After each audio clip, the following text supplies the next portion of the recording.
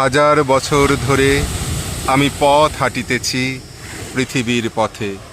সিংহল সমুদ্র থেকে নিশীথের অন্ধকারে মালয় সাগরে অনেক ঘুরেছি আমি।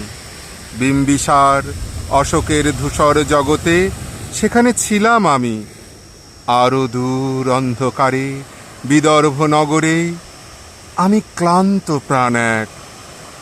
চারিদিকে জীবনের সমুদ্র সফেন আমারে দুদণ্ড শান্তি দিয়েছিল নাটোরের বনলতা সেন। চুলতার কবেকার অন্ধকার বিদিশার নিশা, মুক্তার শ্রাবস্তির কারুকার্য, অতি দূর সমুদ্রের পর হাল ভেঙে যে নাবিক হারায়েছে দিশা। সবুজ ঘাসের দেশ যখন সে চোখে দেখে দারুচিনি দ্বীপের ভিতর, তেমনই দেখেছি তারে অন্ধকারে।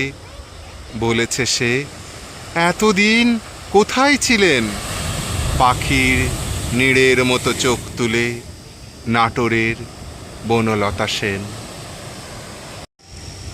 সমস্ত দিনের শেষে শিশিরের শব্দের মতো সন্ধ্যা আসে। ডানার রৌদ্রের গন্ধ মুছে ফেলে চিল। পৃথিবীর সব রং নিভে গেলে পাণ্ডুলিপি করে আয়োজন।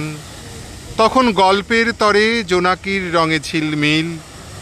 সব পাখি ঘরে আসে, সব নদী ফুরায় এ জীবনের সব লেনদেন। থাকে শুধু অন্ধকার মুখোমুখি বসিবার বনলতা সেন।